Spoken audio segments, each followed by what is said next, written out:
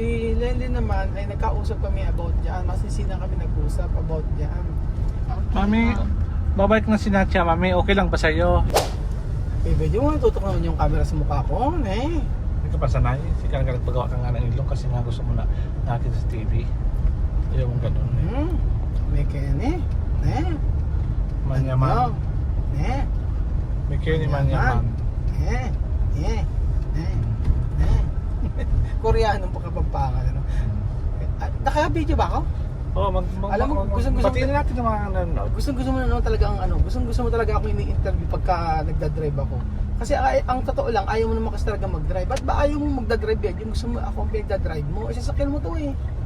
Mas mabilis ka mag-drive. Hindi mo na... Nagmamadali tayo. Minsan ba naiisip mo na... Alam mo ba, pag unfair? nagmamadali tayo, ikaw nag-drive. Pag mga hindi magmamadali, ako pinapadrive. Hindi mo ba naiisip na minsan ni unfair? Unfair is the word. Oo, tapos ngayon, saan tayo pupunta? Napaka-unfair talaga sa mundo, Roel. Di mo alam, ngayon mo lang nalaman yan. Kaya nga dapat magsumikap ka para makakamtan mo yung pangarap mo. So magandang hapon po sa inyong lahat. Nandito naman po si Kuya Roel. Siya po ay merong i-vlog sa inyo ngayong araw ng hapon na Wala to. akong i-stock, Belgium. Kaya ngayon pag-uusapan natin kung Wala anong akong masasabi mo ngayon na darating. Masaya ka ba? Saan? Eh, Sa buhay dating ko? extended Sa buhay ko, family. masaya naman syempre. Extended family mo Ay, darating. ang laki ng pedalip, oh. Alin? Ayun. Oo, mahal yan. 10,000 yan pag binenta. Grabe. 20,000. Ayan, pinataba niya. Ayan. Alam ko yung medyo ngayon, ay parang mali yata. Tama kayo dinadaanan natin. Ewan ko sundan mo yan. Naku, kailangan mag-google ka dyan.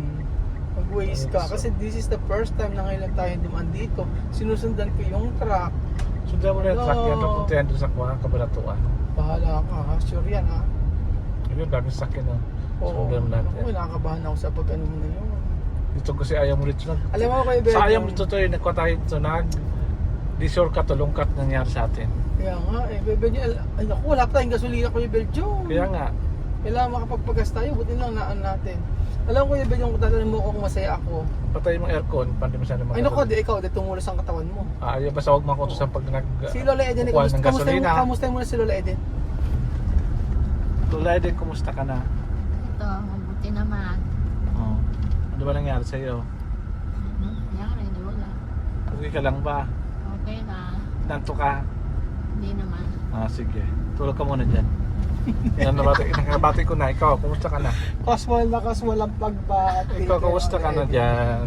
Nung pagbati ay Abe, dapat okay naman ako sa okay Okay naman. naman Kaya lang magbahan syempre marami tayong ginagawa sa buhay. Pero kung ang tanong mo sa'yo, masaya naman ako sa buhay ko. Masaya naman ako. Ano ba dapat ko ikalungkot?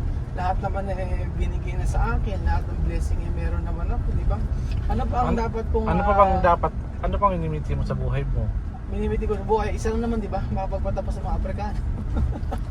So speaking of Africano, Siyempre mga anak natin mapagkatapos sa atin yun. Pero kasi gusto natin talaga mapagkatapos sa Africano para this is the first time na magagawa natin to bilang isang Pilipino. Hindi para sa akin, but para sa ating mamayang Pilipino. Kaso nga lang, siyempre, ewan ko ba't ang dami nagagalit sa atin. So, leave it. Dehame. Hayaan natin yan. Diba? Ganun na lang po mga amigo. mag-focus ka lang kung paano mo yung papawal yung mga Africano kung paano mo po sila mapapa-aral. Yun doon ko na mag-focus. Live the focus ka lang para makapagtapos sila. Gawin yung trabaho, magtrabaho ka at ignore mo yung mga tao Tingin na mo ba? nakapagbibigay ng mga toxicity and negativity in your whole life. So focus ka lang kung anong mission mo sa mundong ito, focus mo lang yan.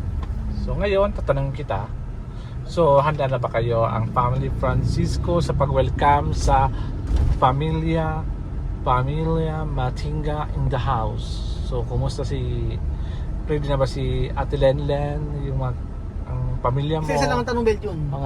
Si Ate Lenlen, si Ate Mercy, si Tia Mercy, sina Princess, sina Kuya Pogi, yung pamilya.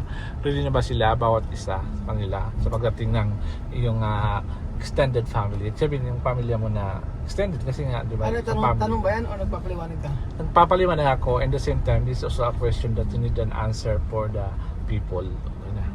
Sagot. First of all, second of all, third honorable. Si Mami tumatawa Ba't tumatawa ka, Very Mami? smile. Masaya si Mami. Masaya. Matawa ka rin eh. Masaya si Mami kasi nga pagka si Mami ay nakakapag ano. Masaya si Mami kapag si Mami ay tawag doon. Nakakalibot. Kaya sinasama namin 'yan. Ganon po.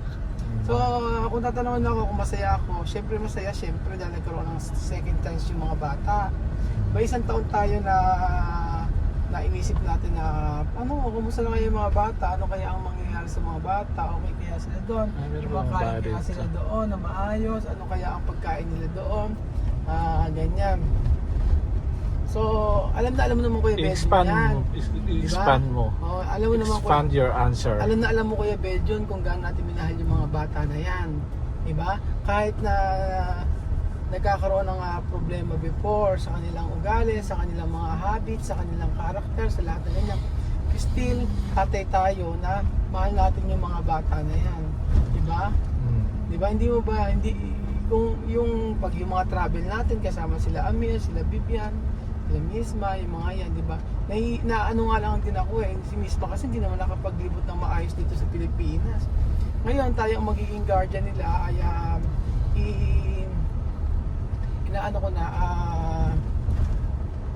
gusto ko na makapaglibot din sila dito, hindi lang puro pag-aaral dito sa atin, sa Pilipinas. Hindi lang puro aral-aral. Siyempre, kailangan din naman na yung makapaglibot si Misma dito kasi hindi niya masyadong na-enjoy yung Pilipinas kasi konti lang naman yung mga nalibutan niya ng mga malalayong lugar. Diba? Diba? Ang hinahinahon ko, Kuya Bed, yung parang... So I'm praying na sana nga mayroong gasolina dito. Kaya nga, paubos Naisip ang ko lang. gasolina natin. The gasolina. Konti na lang.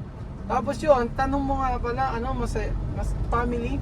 Sinati ka. Hindi naman tinatanong, yung mga sila anak mama, mo, hindi ko pa natanong great sila sila. mother. Kasi mama kasi, kung ano lang naman yung desisyon ko sa buhay, sasabihin lang niya, kung masaya ako, di ba? Ganun na naman yung mga nanay. Si Lenlen naman, ay nagkausap kami about dyan. Masisina kami nag-usap about dyan. Yung anak mo. Siyempre, kung handa. Si Kylie, wala naman problema kay Kylie.